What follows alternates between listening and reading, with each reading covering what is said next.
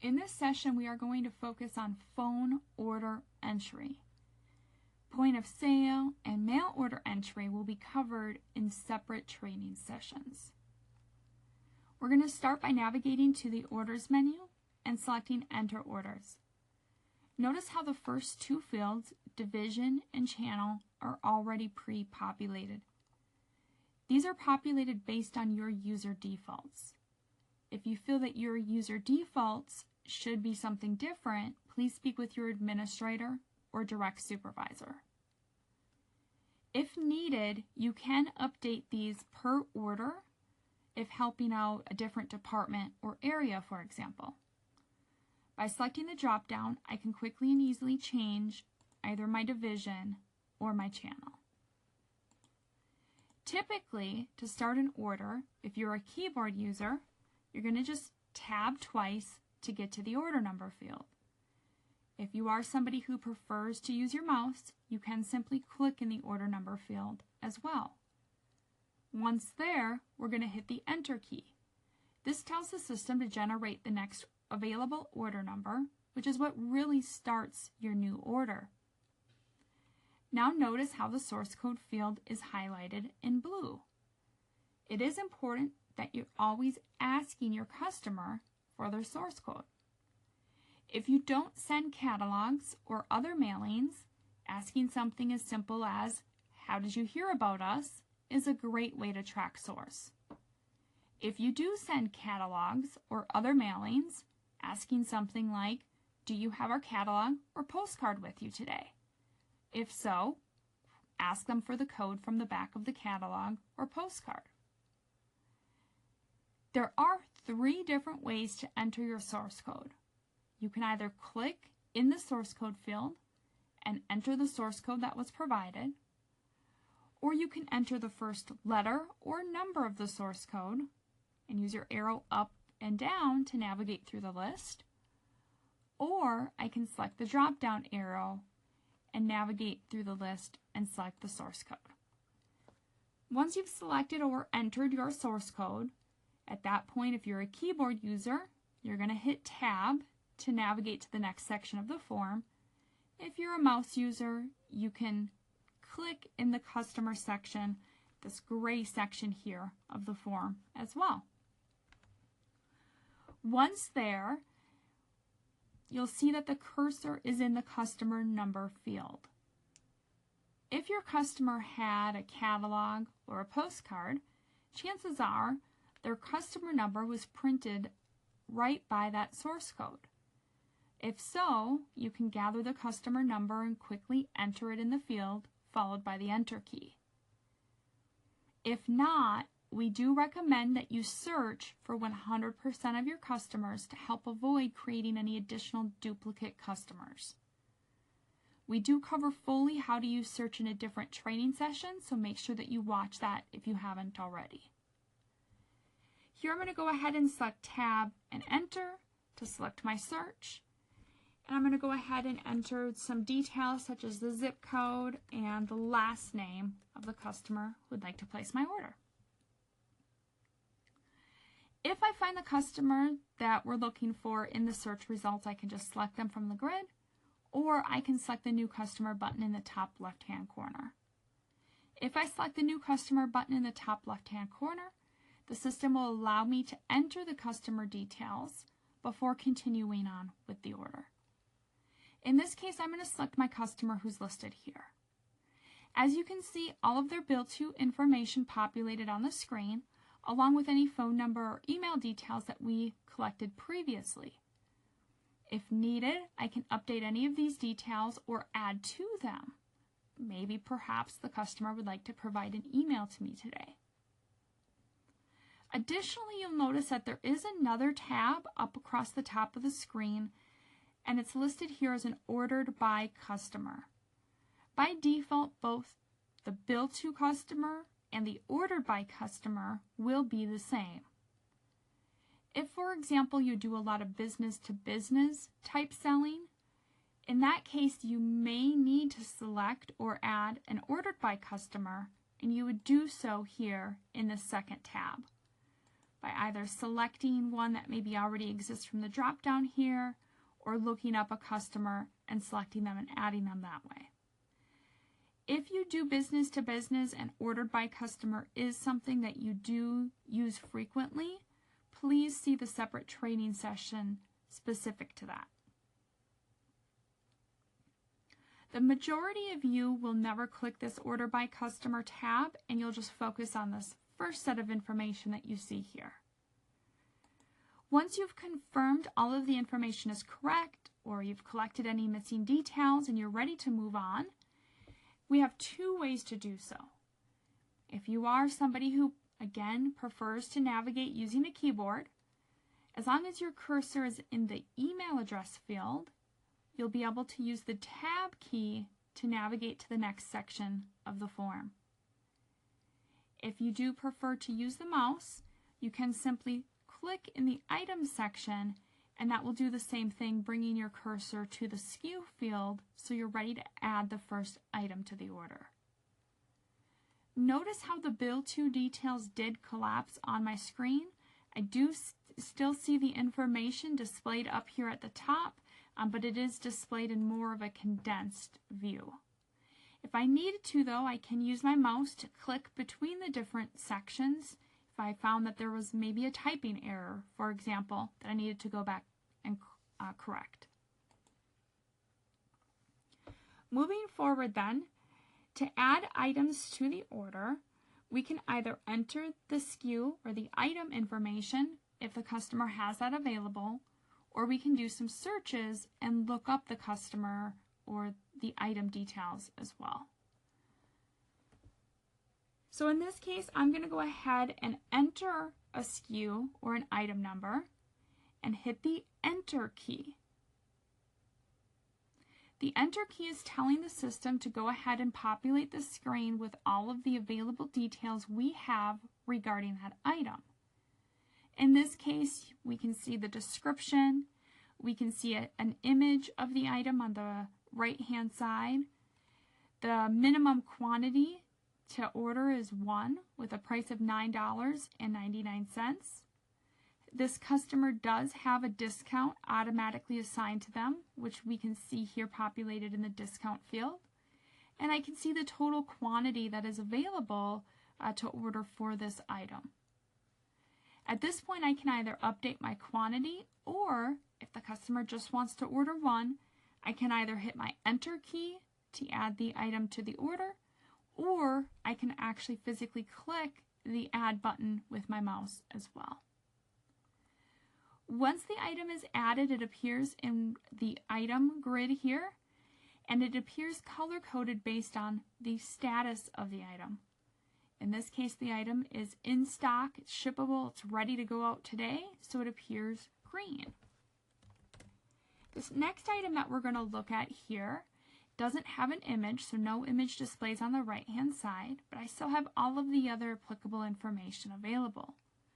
I can see here that this item is not eligible for a discount because the field is completely grayed out, and I can see that there's 11 on back order already.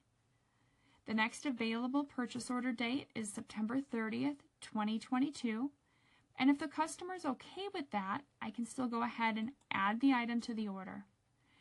Once the item's been added, notice how it's in this rusty reddish orange color. This indicates visually that this item is on back order, which indicates it's not going to be eligible to ship out right away. If you for some reason missed that information before you added it to the customer's order, you're going to visually be able to see that information now. This next example here is an example of an item that has personalization. If an item has personalization, you will be prompted to enter the personalization details. Now, not all items require personalization, so if the customer did not want this particular item personalized, you could just hit the Cancel button, and that would allow you to move on without any personalization. If the customer did want personalization, you would fill in the applicable fields and hit the OK button. If there was any personalization or setup fees associated with that, those would appear at the time. I can go ahead and make any changes to that by selecting the Action button and selecting the personalization template from the drop-down. And now if I needed to go in here and maybe we wanted to add the middle name, I can make that change. Now again, I can go ahead and add this item to my order by either hitting the Enter key when I'm in the quantity field, or I can physically click the Add button on the screen as well. Now the next item example that we have is actually a custom kit. So this is an example where the customer actually gets to choose the different components that go along with that kit. So in this case, when we enter that item on the order, we're going to receive a pop-up box that's actually asking us to choose what those different options are. So in the drop-down here, I have 3 different options for books, and I have 3 different options for plush dolls.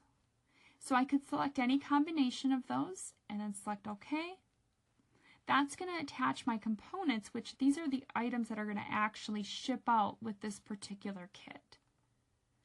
Now again, I can add that item to my order using the Add button or hit the Enter key from the quantity field. And notice how once the kit is added to my order, there is a little blue plus sign to the left of the SKU field. This allows me to expand that out so I can actually see which components are going to be shipping out. This is really important if you needed to go back and just verify, triple check that you did select the right components and you have the right items on the order. The next example here is maybe I don't know the item number, but I know a description of it. So you can use our inventory search to do different searches based on information you have available. And so in this case, I'm searching for a style jacket. I see a bunch of different options here, and I can see some information about it, such as the quantity available, which is really, really helpful. So here I can see we have 40 available in the blue small, and hey, that happens to be what the customer wants. So just like our customers, I can just select that from the list here, and that's going to automatically add it to the top portion of my screen so I can see all of the line item details. I can see my quantity available, my price, etc. I can update my quantity quickly and easily. Maybe they want 2 of those instead of 1. And again, hit my Enter key or the Add button to add that item to my cart. So very easy to use the search to find the items that the customer is looking for as well. One other example I do want to show you here is if we have other items like a drop ship or maybe a production type item, those are also going to appear in their own variation of color. In this case, I do have a message on screen letting me know, hey, this is a drop ship item. A drop ship item is typically going to have a longer shipping time frame, so I may want to share that information with my customer. But as I add that item to my order, you're going to notice in this case it's kind of this goldish color. And I can see the status here is drop shipping. So again, depending on the different status of the items, you're going to see different color coding based off of that to visually give you some warnings or some cues to make sure that customer is okay with maybe the delays that might be there. Now, once you've added all of your items to your order, you can go ahead and make any changes to items by clicking on any of the line items and then updating the quantity, maybe the price, or maybe even removing an item. Maybe they decided, hey, I don't want that one. So you can make any changes needed up until the time that the order is really processing within the warehouse. Once you've confirmed all of your items are correct, you have the right quantity, everybody's in agreement on the pricing, then we can go to the shipping tab, which is where we would update the shipping address. The shipping address is always going to default to be the same as the billing address, and if the customers used any other shipping addresses in the past, they are quickly and easily available using this drop-down. You can, of course, enter a new shipping address by just simply typing over these fields whatever the new shipping address might be. On the far right-hand side, then, you're going to see the ship method. The ship method's always going to default to whatever your default ship method is set up to be. So usually it's going to be something like a UPS Ground, FedEx Ground, USPS, for example. But you can change this. Maybe they need it overnight. Maybe they need it a little bit faster. So you can change it by selecting your drop down there, finding the alternative ship method, and then based off of that, your shipping costs will automatically update as well. Now we do have the ability to also do different things based off of gift orders. So if something was a gift order, we have a little checkbox here where we can check that. That ensures that no pricing is going to print out on any of the packing slips, the forms that go in the box with the package to make sure we got everything. We also have the ability to add a little gift message. Maybe you want to say happy birthday, happy anniversary. You can go ahead and write that, and that will actually print out and appear on that packing slip that goes in the box. We also have a special section as well just for notes in general. Now, once you've confirmed that all of your shipping information is good to go, then really you're ready to move on to the next section of the form, which is the payment section. So if you click down in the payment section, you're going to notice up here on the top, I still have my condensed customer section. I still have my items. Again, it's all condensed, so I can just quickly and easily see it, what my items are, the quantity, and the pricing. If I needed to make any changes to that or the shipping address, I can just click back in that section again, and it's going to open back up so I can make whatever changes I need to. Okay. Once in the payment section, though, there's a couple things to take into consideration. The first thing is, does the customer have any promotions or coupons that need to be applied to the order? If so, on the bottom right-hand side, there's a blue promo button. You would select that, and that would go ahead and allow you to add the promotion. Now, in this case, my customer also has a customer discount. So I have to choose, based off of my settings, if I want to allow the customer category discount or if I want to have the promotion. So do I want to proceed? Yes, I do. And now you can see here's where I would enter the promotion code. So I would enter the promotion code, hit add, and then any applicable savings would populate on my screen. Now that's really important that you do that before you cover the cost with the customer to make sure that we're all on the same page and that we're quoting the accurate cost as well. So in this case, my balance is $587.60. So I can go ahead and select any of these payment methods that are available.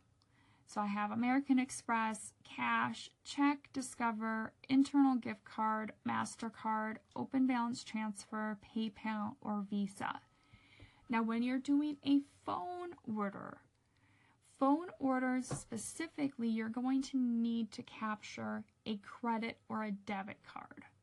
So in that case, your only available options are American Express, Discover, Mastercard, and Visa. Okay? Once you select the appropriate payment option that the customer is choosing to use, then the screens will populate down below for you to go ahead and enter the card details. Now again, it's automatically pulling in the card name and even the credit card address details from the bill to information up here. Keep in mind that's billing information that we captured, and we're assuming that whoever is paying for it is the person we're talking to, and that's who account we're placing the order under. So I'm going to go ahead and enter my card number here, and then my expiration date and my security code from the back of the card. And I'm going to select add. So now I see down on the bottom, I have a Visa payment for $587.60. Just like our item section was color-coded, our payment section is color-coded as well. A purple payment line item means that that payment is awaiting authorization. So while I've added it to the order, I haven't actually authorized it or verified that it's a valid card yet. So in order for me to do that, I'm going to select the Authorize button in the bottom left-hand corner. When I select the Authorize button, a couple different things are going to happen. The system's going to go ahead and look at all of the different items that I have on my order, and it's going to split out my payments accordingly. So for example, I have $267.60, a $200 line item payment, and a $120 payment. If I look at my items, I'll see that I have a $120 item that's on back order. We are not able to authorize back-ordered items until they're in stock. So because of that, that payment actually turned white, saying we're not awaiting authorization. We can't authorize for that amount because it's not ready yet. I have a $200 dropship item. Dropship items, because they ship out from a third party, we do authorize those separately so that we can bill them separately. So that's why the $200 is split out on its own line. If I add up my remaining costs for all of the rest of my shippable items, along with my shipping or any applicable tax, then I'll see that it calculates to $267.60, which is my other payment line that's left. Now, in the event that your payment line turns red, that indicates that the card is not a valid card. So likely, maybe you mistyped the card number or misentered something. That's usually the case 9 out of 10 times, is you just mistyped something. So don't cause alarm to the customer. If you see red, what I would typically do is just say, oh, it looks like I might have misentered something there. Can you provide me that card information one more time? And just make sure that you do enter that correctly the second time. If the card turns yellow after you've authorized it, yellow stands for an AVS, or Address Verification Service hold.